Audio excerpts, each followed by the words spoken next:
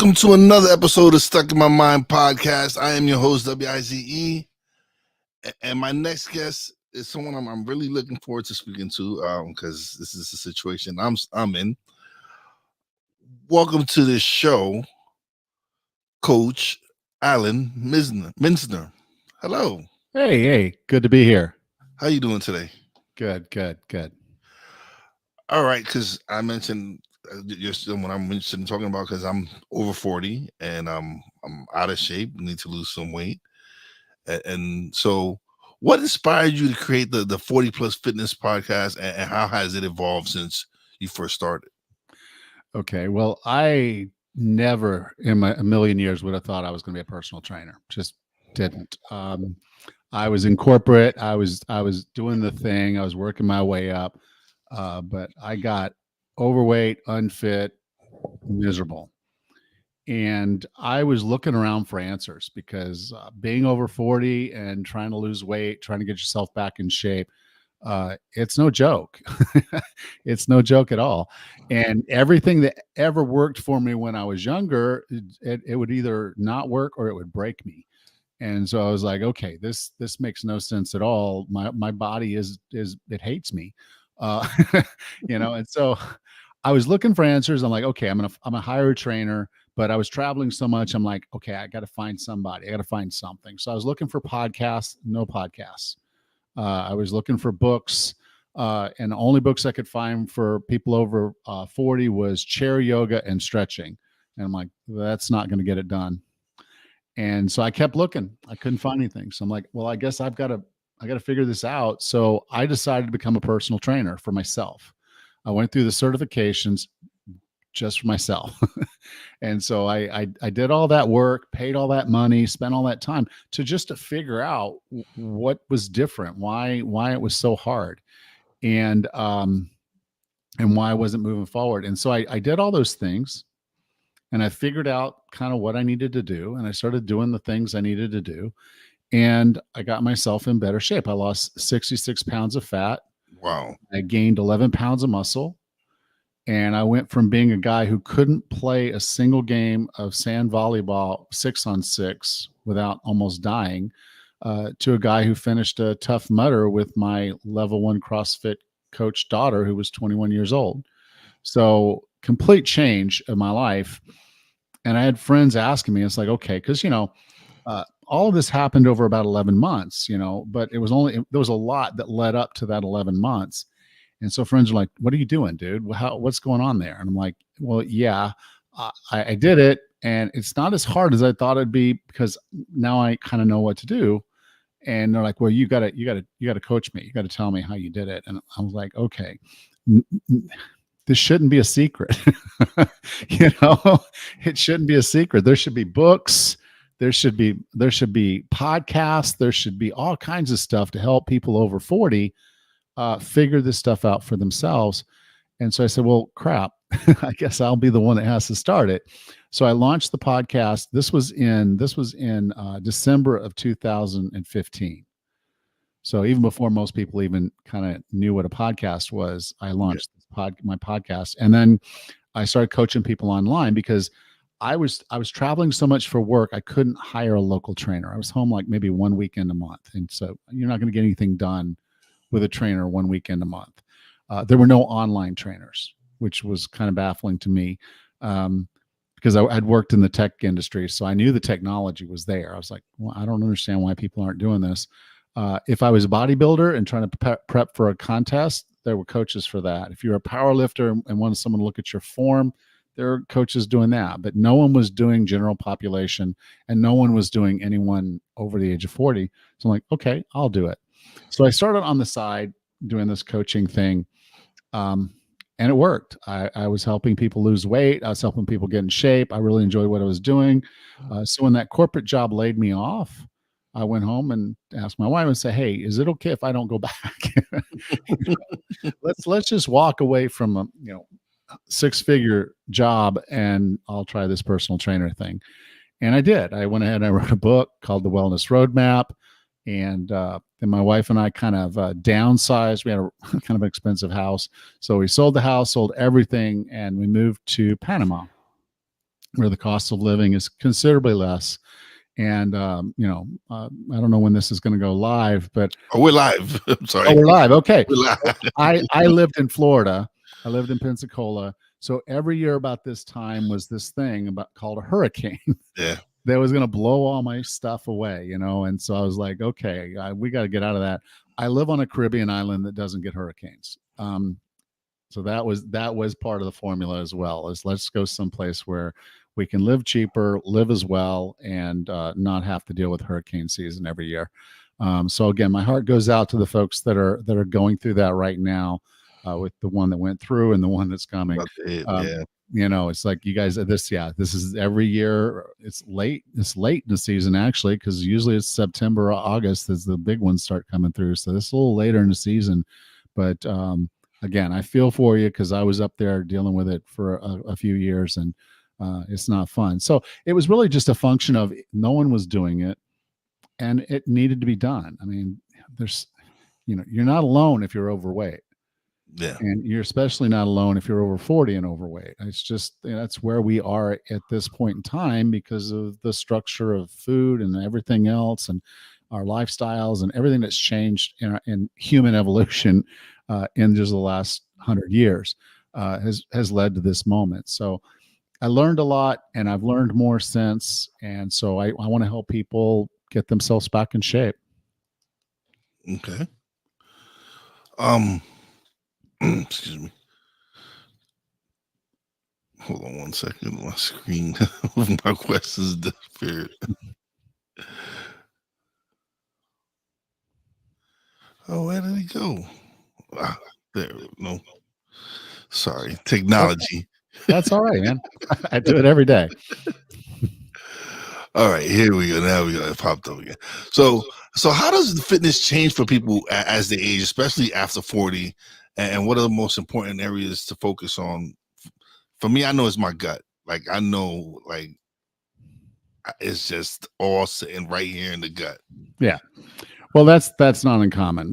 Guys, we're gonna gain the gut. Women will tend to gain it in the hips and the thighs early in their lives, and then after menopause, their hormones shift around and they start putting it on in the gut. So that's a normal thing. That's where when I put on weight, that's where it's going. It's going there first, and it's coming off there last. That's just the formula for fat storage, and we're all wired slightly different, but that's for most of us, that's where it's going to go. And unfortunately, that's the least healthy place for it to be because they call that visceral fat, and that's getting in with the organs, and that's putting pressure on them and making them less optimal.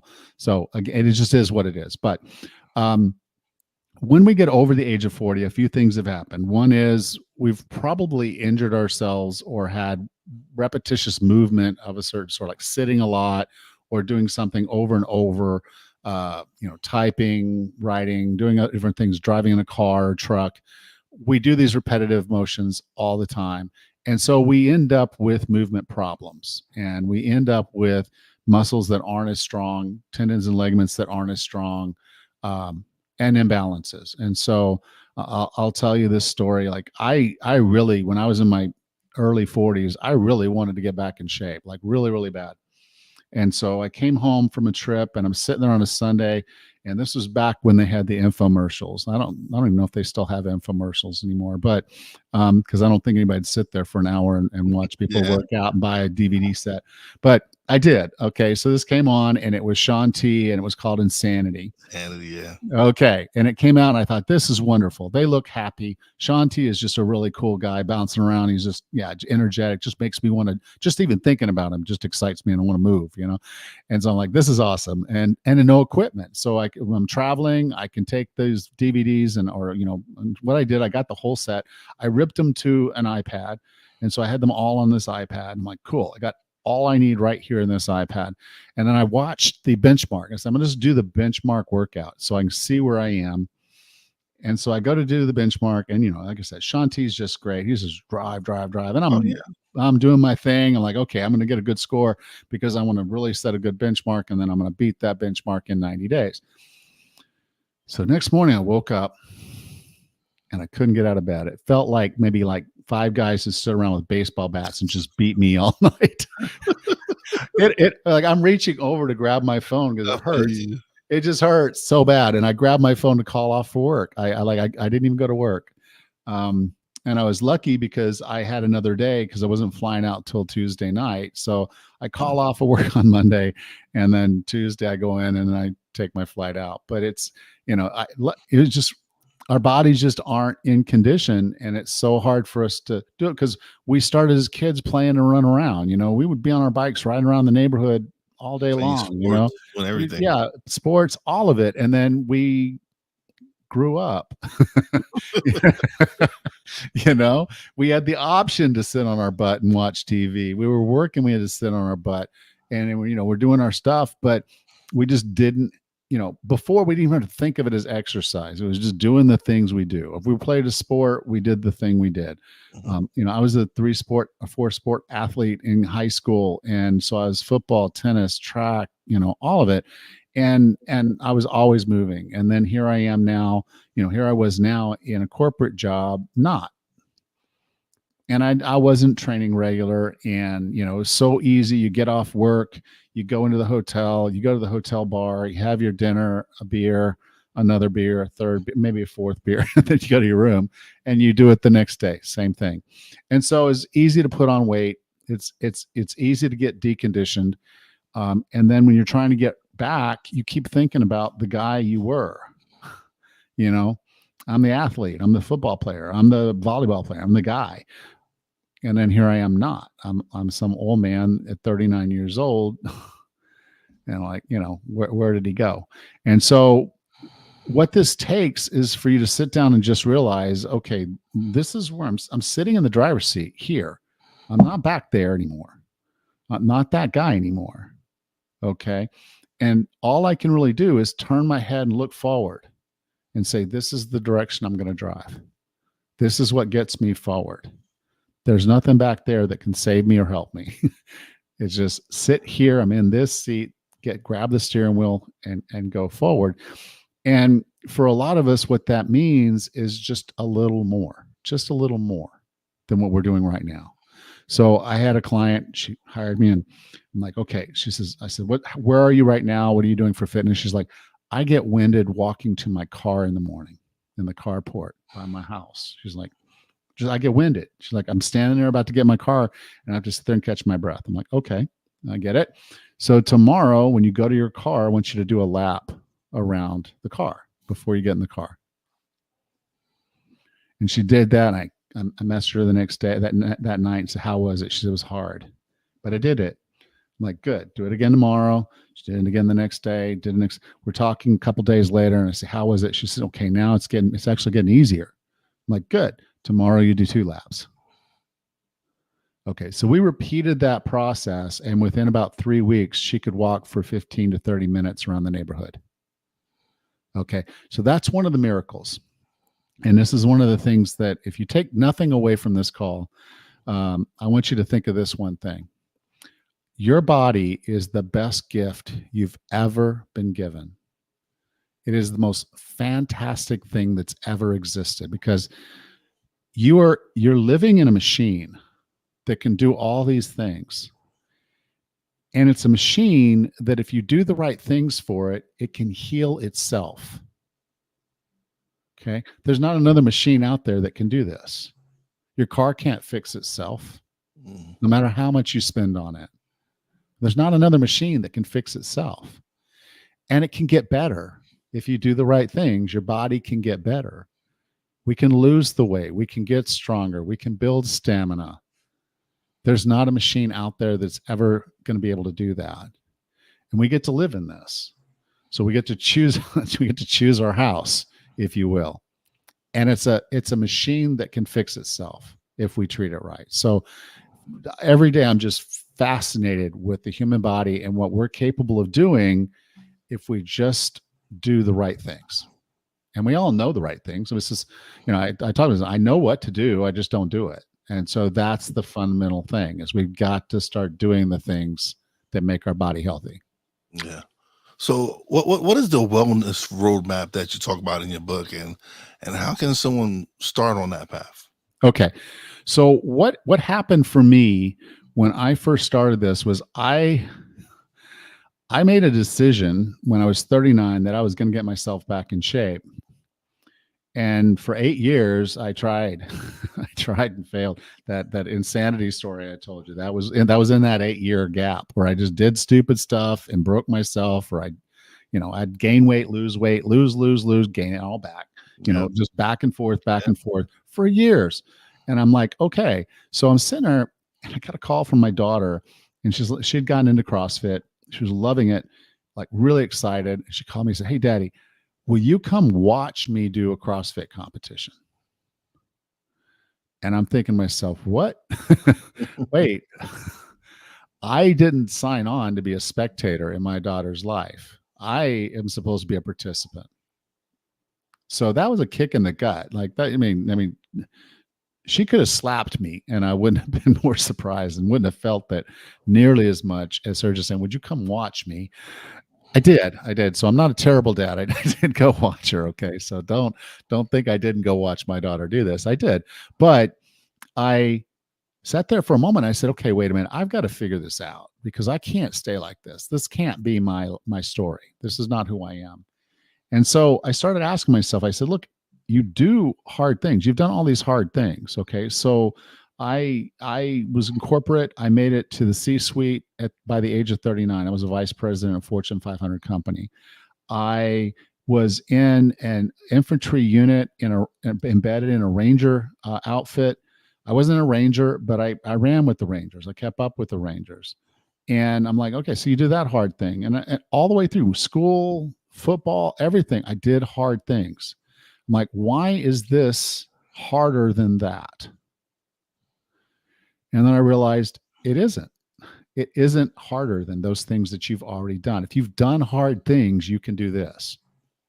The difference is when you do hard things, or at least when I do hard things, I'm committed to that thing. I'm 100%. I'm almost obsessed, like fanatical. If I want something bad enough, I do the work. And I'm like, I haven't done that yet. I was like, I'm sitting there in my hotel, and I'm like, I haven't done that yet. I haven't committed to change. And it was at that moment I was like, that's the word. That's what's missing. I made a decision 8 years earlier, and now I was ready to make a commitment. And those are two totally different things. You can decide you want to marry someone, but it isn't until you say I do that it's for real. Okay. And that's the thing. At that point, I said, no, this is a commitment. And so why did I want this? Well, initially I thought I wanted to be able to do things with my daughter. That was the first thing in my head. It's like, I want to be able to do these things with my daughter. But in retrospect, looking back at it, I realized what it was. It was two things that I really, really needed. My why was two things. One was I needed my daughter's respect. And I felt not being able to do those things, I was not being the father that she would respect. And the other was I wanted self-respect. And I definitely didn't have that. So I knew that I needed those two things, and I stepped up. I said, this is why I need it. Now, the vision of it was a little bit more fuzzy. It was do what my daughter wants to do. But I was like, okay, I also realized I'm high challenge. So I needed something that was going to really push me and scare me. So I convinced her to sign up for a Tough Mudder. I didn't have to convince her. I just said, hey, do you want to do a Tough Mudder? She's like, yes. Okay. For me, it was a little bit more convincing, but I went and bought the tickets to the thing. I bought the airline tickets, booked the hotel, got it all set up. And I was like, okay, Alan, now you got 8 months. Get yourself ready, because I was not ready. And then it was every day. It was like, okay, I'm on it. I was working, I'd already kind of started my personal trainer stuff. So I kind of had some ideas. I was working on sports nutrition. I was working on corrective exercise, functional aging, and I got all that stuff put together. I'm like, okay, I know how to train now. I know how my body responds and how to train. I know how to eat, and I know how my body responds to this food.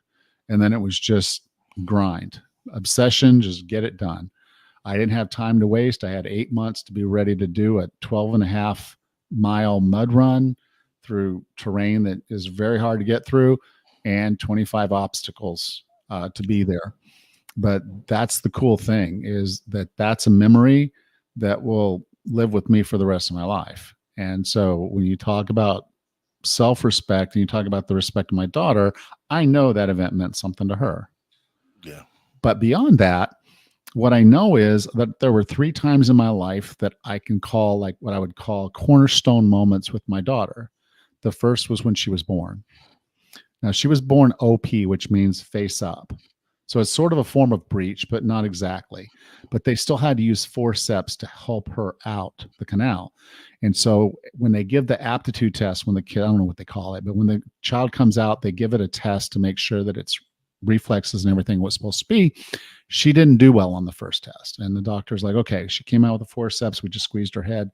That's normal for her to not do so well the first time. We're going to let her rest a little bit, and then we'll do it again.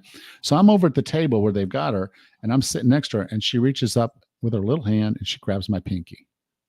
Now, if you're a father, man, that's Emotional. a Yeah. moment. That's a moment, okay? And that's always going to be seared in my head. I was 26 years old, 25, 26 years old. So seared in my soul. Okay, the next one was crossing that finish line of that Tough Mudder, holding her hand when we crossed that. And then about 2 years ago, she got married, and I walked her down the aisle. Now, what I know is this: if I had not had that moment that morning where I realized I needed to commit to this, I don't think the second 2 things ever would have happened. Mm. Okay, I don't know that I'd have been alive at 56 years old to see her get married. And so, when you ask how, well, first off, start with why. And if you have a strong enough why, that'll drive you anywhere you want to go. Yeah. So you mentioned functional aging. What does that mean, and how does it apply to fitness for people over 40? Okay.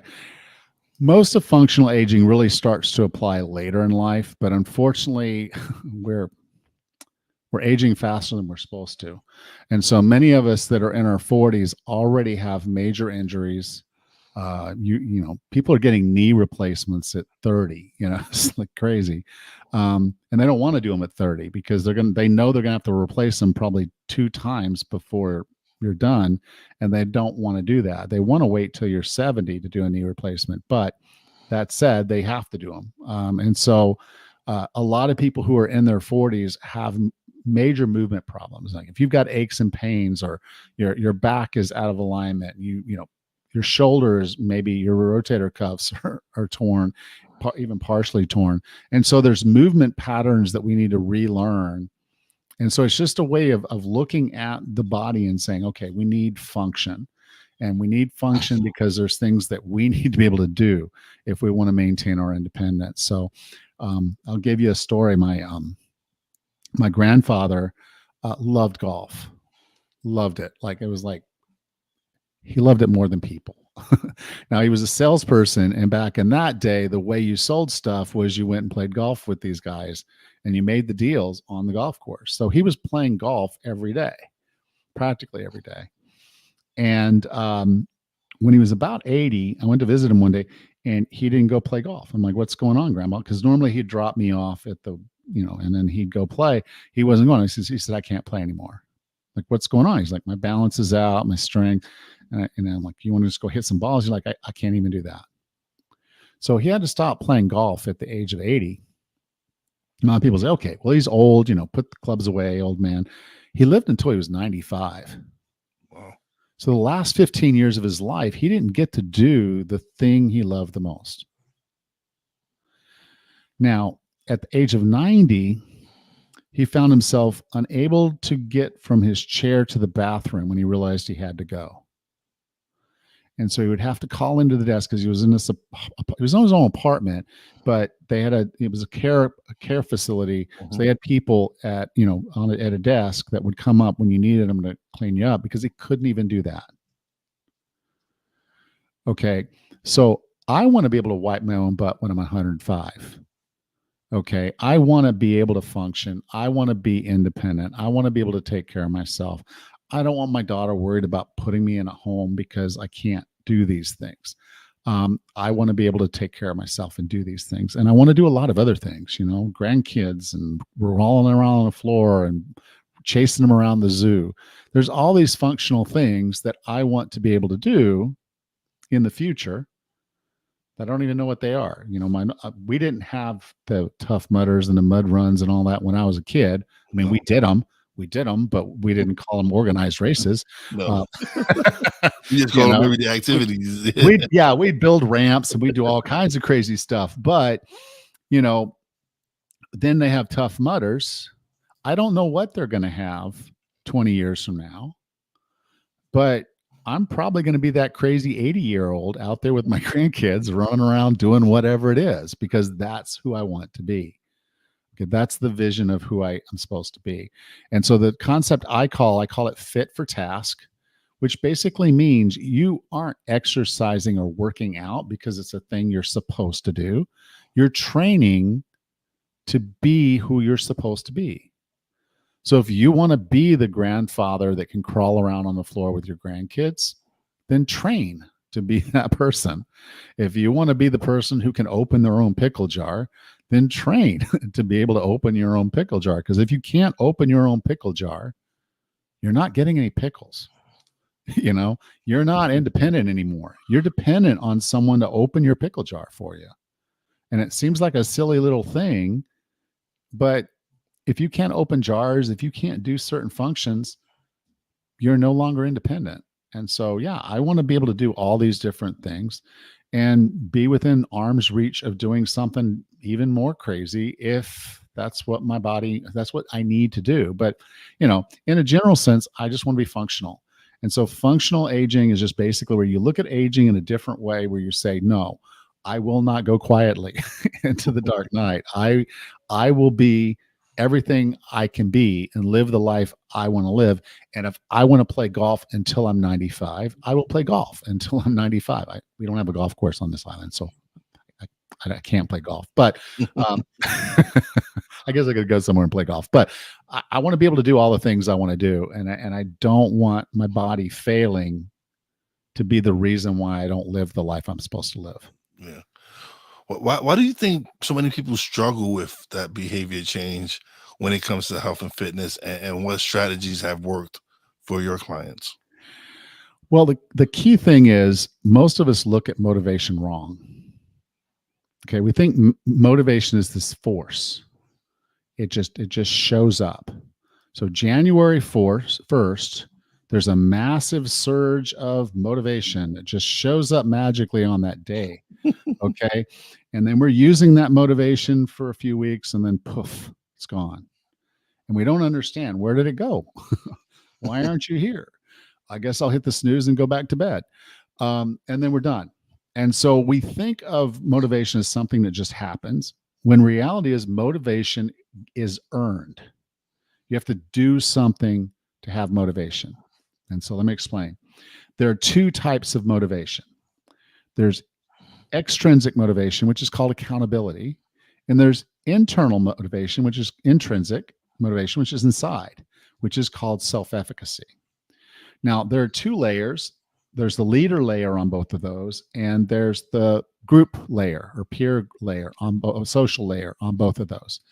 So in accountability, which is actually the easiest and quickest, is basically at the leader level, you hire a coach. So you think about this in an office environment. If you work in an office or work in a business, there's a boss, your boss, and your boss says, I want you here at 8:00. And I want you working. I want you to do that because there's accountability. Mm-hmm. They're there. Okay. And so when the boss tells you to do something, you do it. Okay. Yeah. When your coach tells you to do something, you're more inclined to do it because you're being held accountable to do the thing. So the easiest and quickest way to get accountability is to hire a coach. Now at the social layer, these are your peers. Now, a lot of people think of peer pressure as a bad thing. That's only if you're picking bad peers. Okay. You can just as easily pick good peers, and peer pressure can be a wonderful thing. So if you join a running group or a walking group, if you join a water aerobics class or a spin class, if you sign up, you're on Facebook and you find a group that suits you and that you're all holding each other accountable to do something, all these different things are opportunities for you to have social accountability. It's a very powerful thing, and it's fairly easy. You just have to find the group, join the group, or start Yeah. the group. Okay. So the accountability is really kind of easy and quick.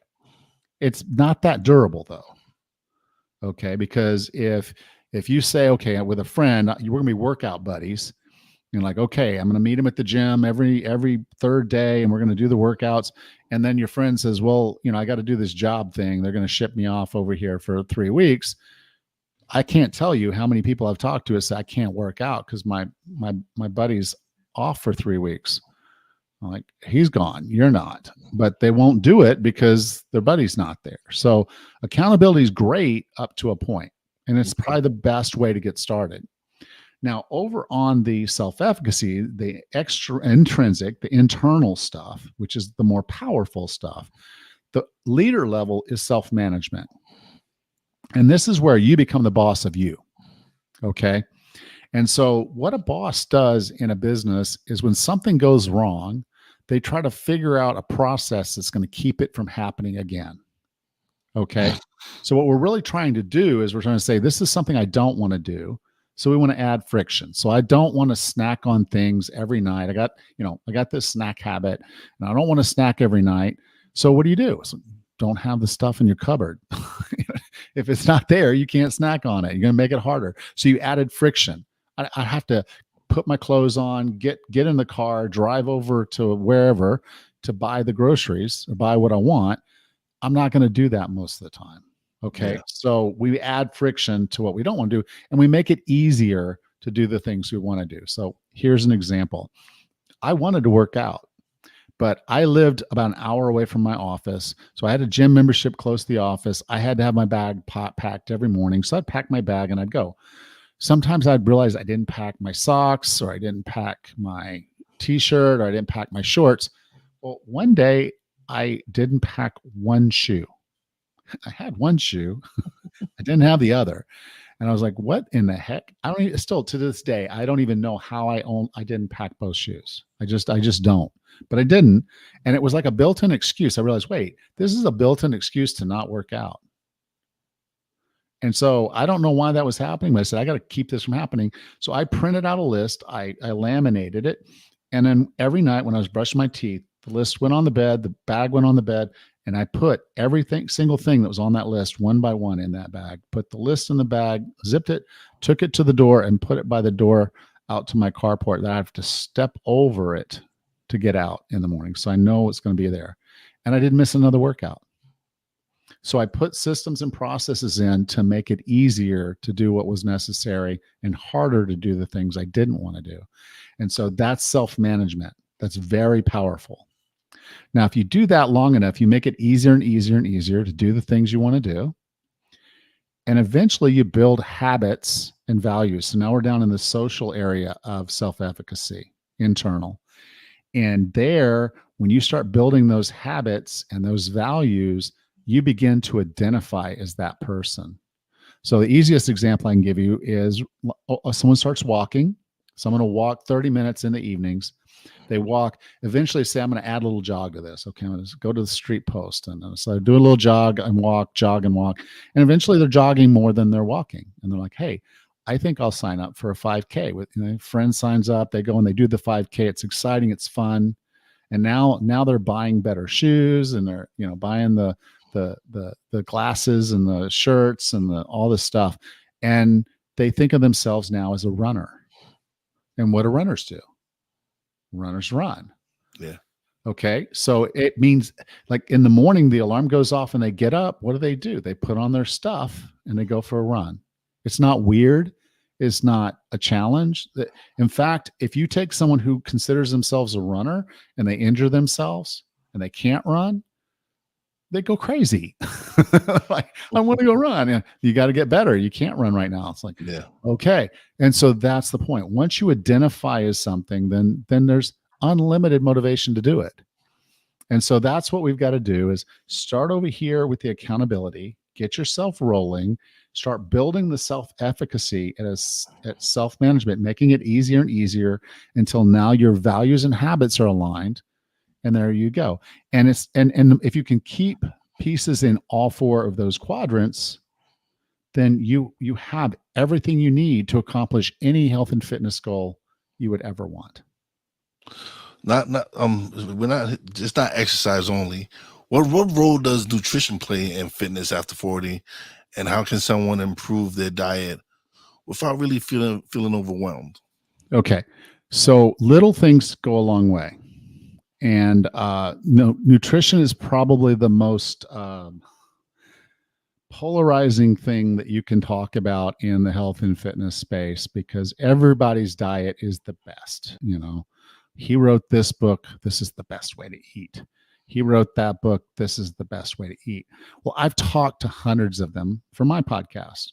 And from my perspective, they're all saying the same thing. They don't even know it though, because they're so blinded by his guy, my guy, this thing, that thing, that they don't see the overlap. But there's a huge overlap in what they're saying. So if I talk to a vegan and say, why is the vegan diet the best diet? They'll say it's a plant-based whole food diet. If I ask someone who's over here in the meat eater, keto, low carb, why is this the best diet? Because this is a low carb, whole food way of eating. So what did they both say? Whole food, Yeah. whole food. Every good diet is based on whole food. Mm.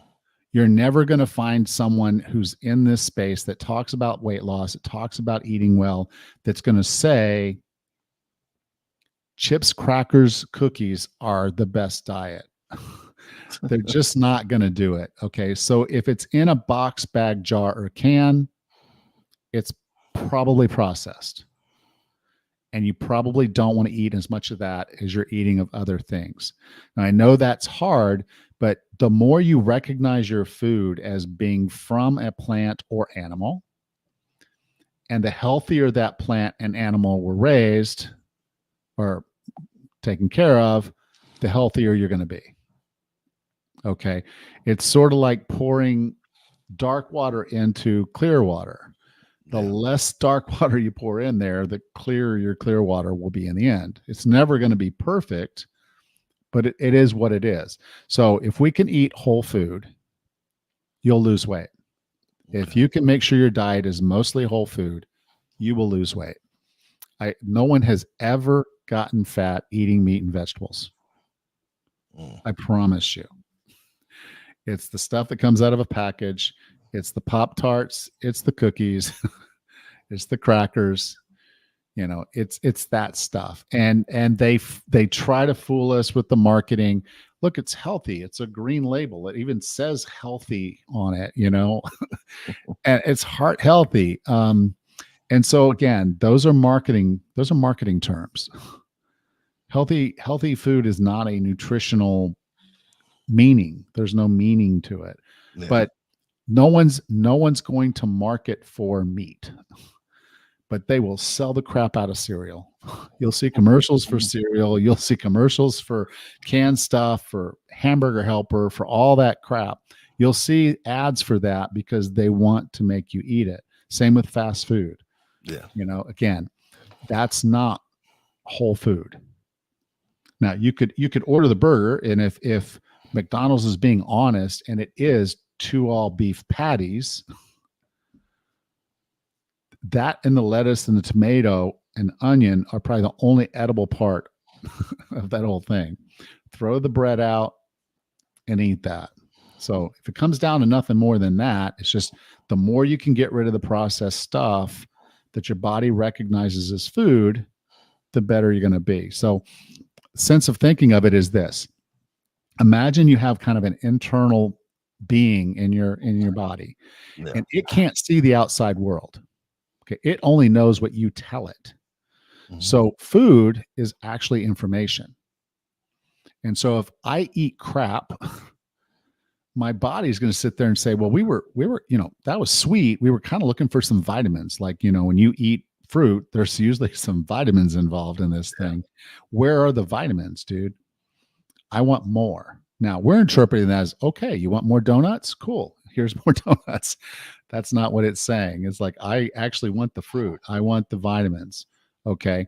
And so if you start feeding your body well, your body feels safe. It's not going to think, okay, there's a problem. I don't know why this person's eating what he's eating, but it's not what we need. There must be a problem. And we need to hold on to the body fat in case this dude runs out of food. But Mm. if we're eating good quality food with high nutritional value, our body feels safe. It's like, oh, there's plenty of food. I don't have to hold on to this body fat.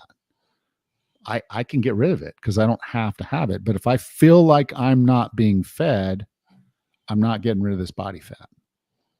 I'd rather lose my spleen, and that actually is what happens, than worrying about this body fat. Now, once we start eating well, the body fat falls off and we're great. Same with movement. Our body expects us to move. Okay. We were hunters and gatherers for hundreds of thousands of years.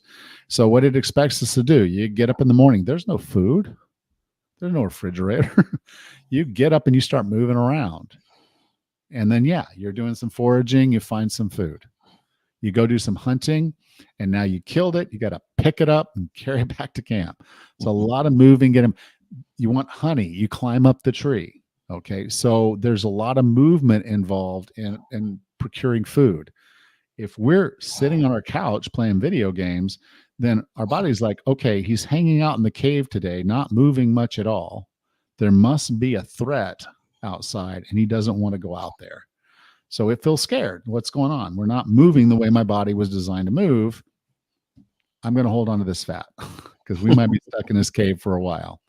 So it's that whole concept of food and movement and sleep and stress management, and even the internal dialogues we have are all information that's going to this inner us. Yeah. And it is using our hormone system to decide what we told it, and then so it's saying, no, hold on to this. So a spike of cortisol causes you to store more fat in your stomach because cortisol is the fight and flight. So if our body's afraid, it's like, look, there's a threat. I don't need to lose fat. In fact, I probably want to hold more in. So take the food we are getting, store it, and store it in the belly. Yeah. I get to it. So I can get to it fast. Okay. And so this is the concept. If you are kind to your body, give it what it needs, it will start losing the weight. As I said earlier, it is the most incredible gift because it can heal. It can get better. You just have to give it what it needs. You mentioned earlier you've interviewed countless health and fitness experts, and so what's I guess you answered it probably, but what was the most surprising or impactful piece of advice you learned from your guests? Well, I think the surprise was the opposite of what I expected. I expected, okay, these are some of these folks are scientists that really understand this stuff. And some of them are, they've been living a certain way, but they all buy in to a thing like vegan, vegetarian, keto, carnivore. They buy into their thing, and then that's their shtick. And once they kind of get in with that crowd, and this is the interesting thing. So there are these talking series where they go to do these different seminars and conferences and things. And so once you're in one of those groups, you almost have to stay in your little tribe. It's so tribal. It's crazy. And so I've even talked to a girl. So she was keto. She was in the keto group.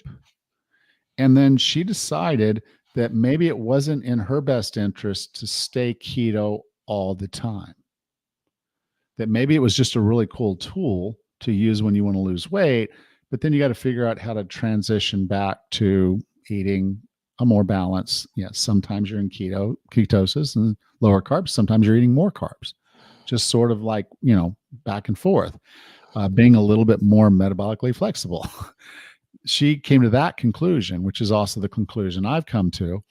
And she got sort of kicked out. They didn't want her speaking because they didn't want her using the message that, yeah, you can do both. over the years, I've interviewed. There's a guy, Dr. Greger, and he does some of the best video stuff and some of the best points. But he was initially a very staunch vegan. So in his first book, How Not to Die, which is actually a pretty good book, he talked totally vegan. It's like, you no meat on your lips, man. No meat. Don't touch it. Don't even get close to it. In fact, you should probably stay away from all meat eaters. It's like he was that staunch vegan. Um, and then the last book that he did, How Not to Age, again, also an awesome book. He seems to have relaxed a little bit to a point of maybe occasionally having a little bit of meat's not a bad idea. Okay. So he is someone that at least I respect so much more because he opened up a little bit. Mm-hmm. There's still some things in his book. I was like, okay, have you thought about that? And I didn't go down that line with him because I'm not one of these confrontational podcasters, but Yeah. it was a little nit. And I almost wanted to pull the string because in my head I was pulling a string. Because that's one of the things. I read all the books. So if you know on my podcast, I actually read their books. And so when they say something, and I'm like, wait, all the things I've read, I was like, what about this? What about that? My brain is trying to basically close all the loops. And so he left an open loop. And I've never closed it. I've never been able to close it. Not with him.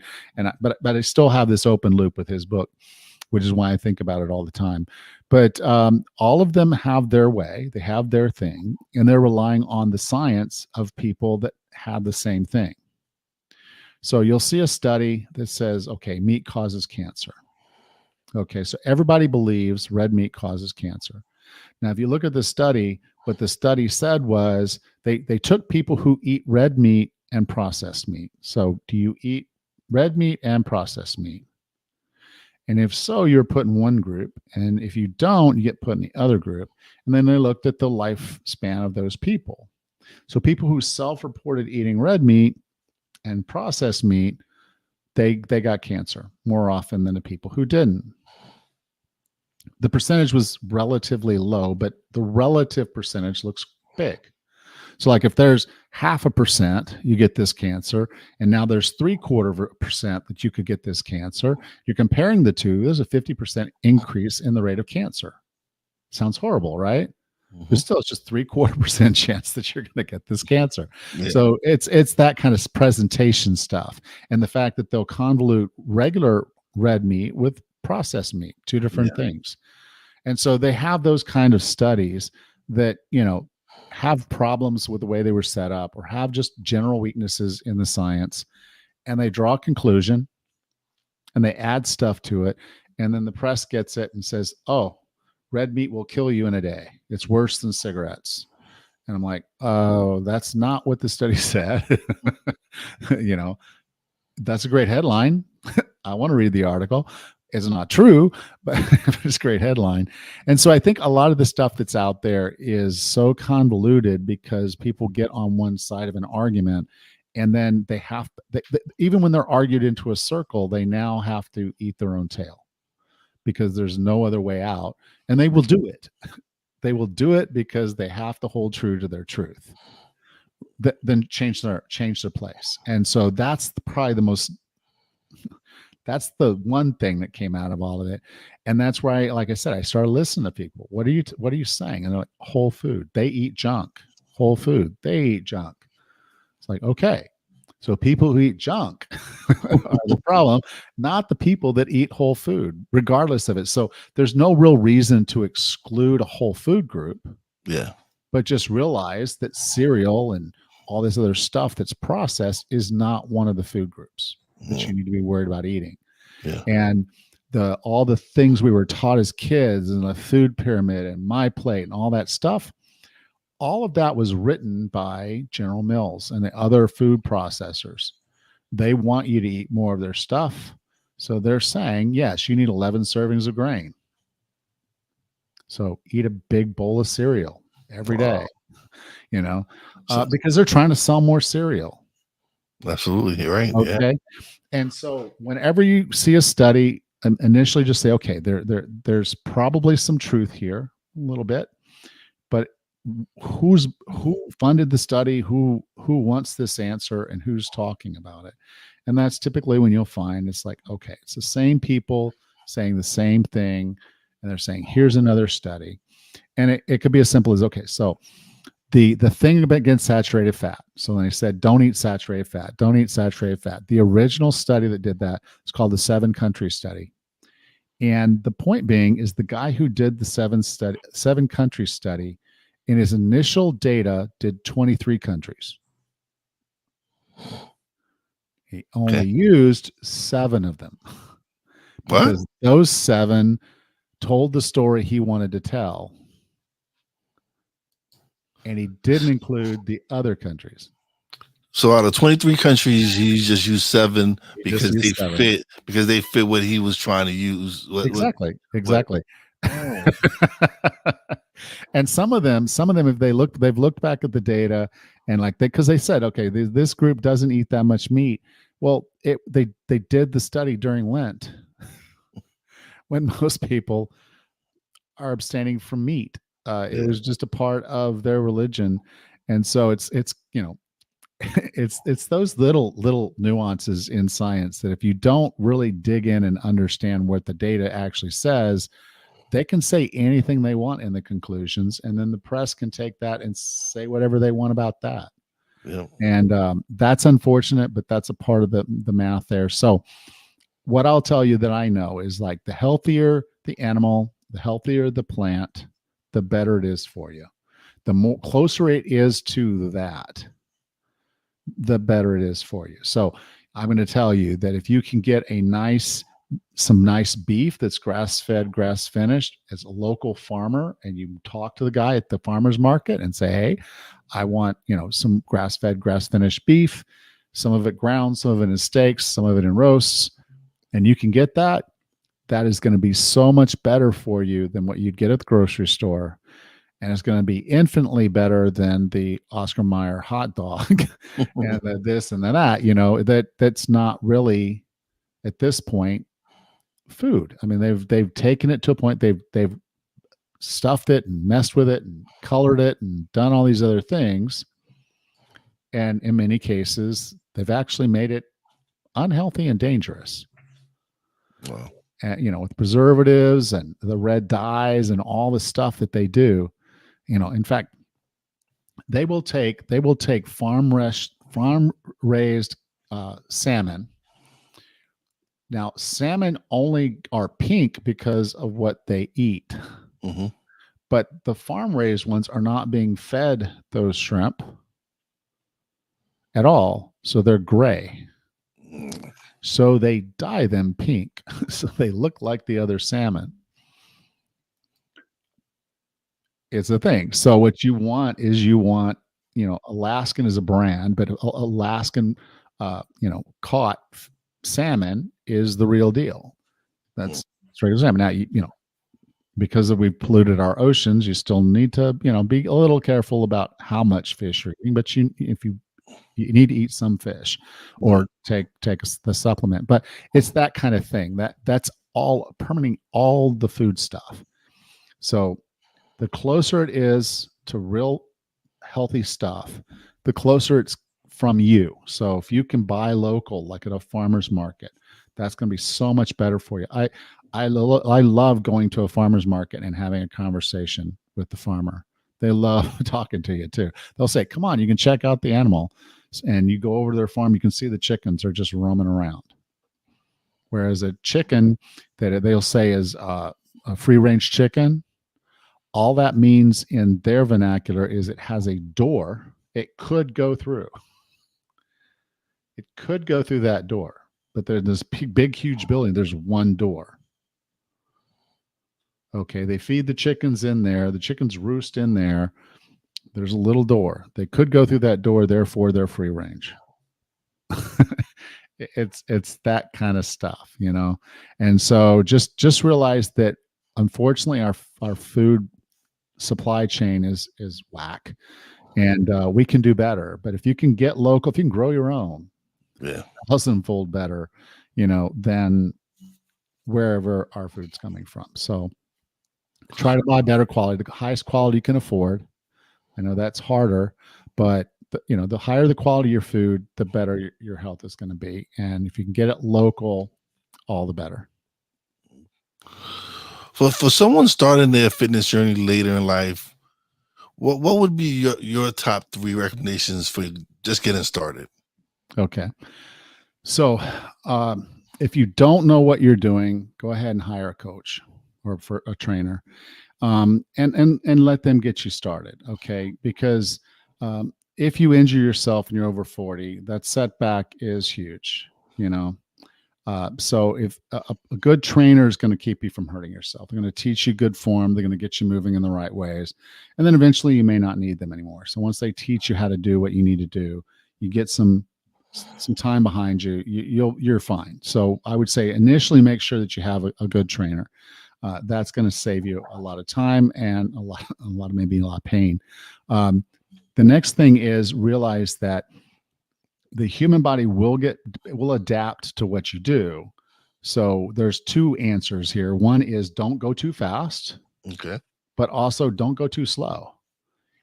Okay. So if you sit there and say, okay, I'm going to go in and you've got a workout you're going to do, and you're doing the workout and you do it with a certain weight and you feel okay, a little sore maybe, but you feel okay, and you just use that same weight every day for the rest of your life, you're not getting stronger.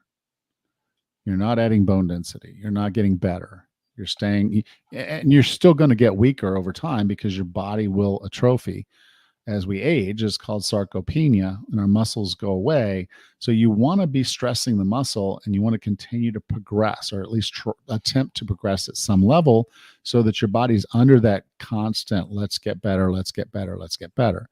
You just don't want to overdo it. Don't do what I did for insanity. Just go a little slower, figure the things out, push yourself to a point, and from there it's just those gentle nudges. It's just a little outside your comfort zone, a little bit outside your comfort zone, and that's how you're gonna stay fit, get fit, and stay fit.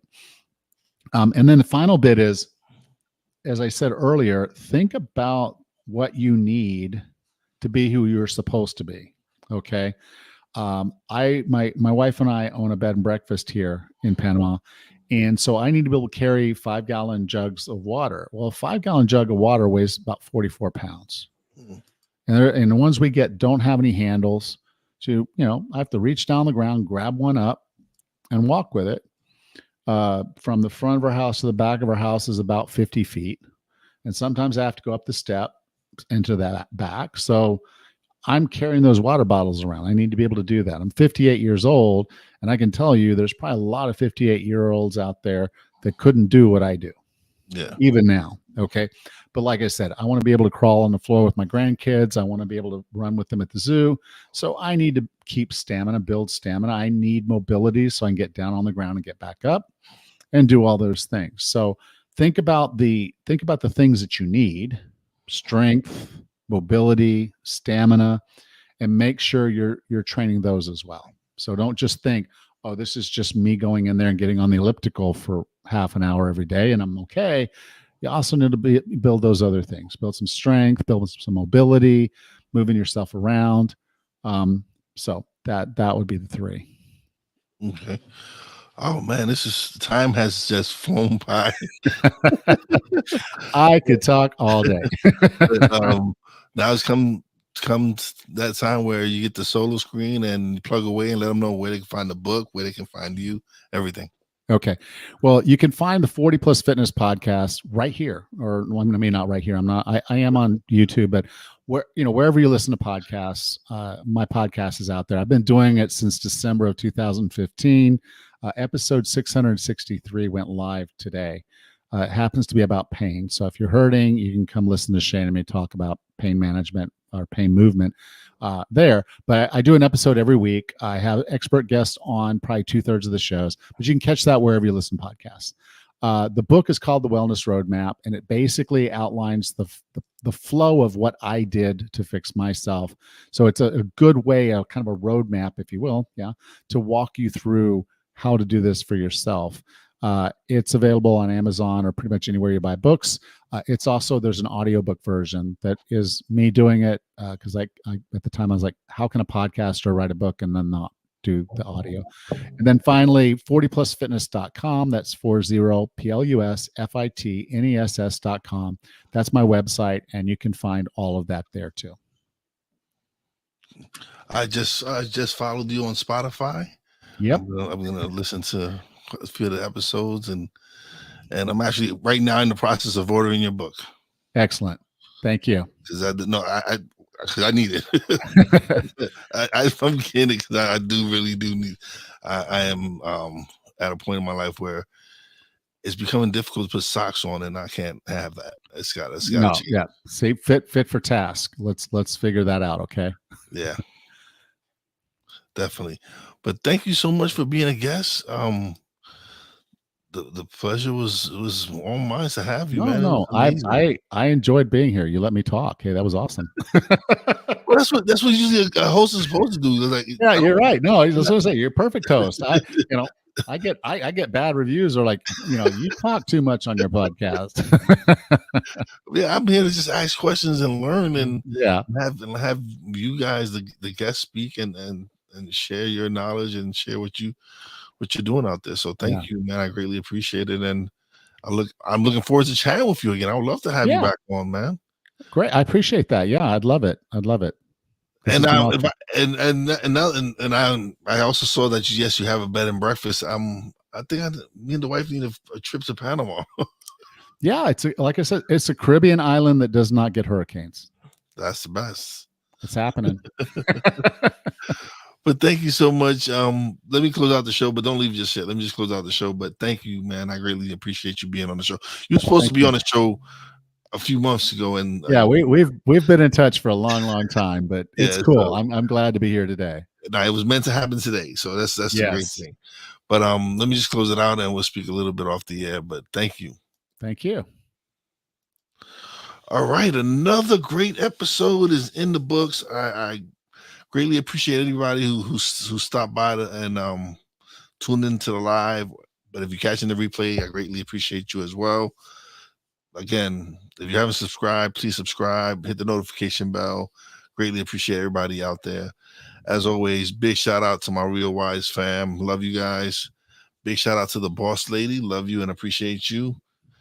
Big shout out to Allan for coming through and sharing his story and sharing something I needed to hear. This is a conversation I needed for myself. And as always, a big shout out to all these essential workers out there. God bless you. Be safe. And everybody in Florida, please be safe. If they tell you to evacuate, please evacuate. It's just, I know it's your home and everything, but those material things can be replaced. Your life cannot. So please, if they tell you to evacuate, please evacuate. Be safe. Florida, you're in my prayers. Thank you, and God bless you all. Peace out.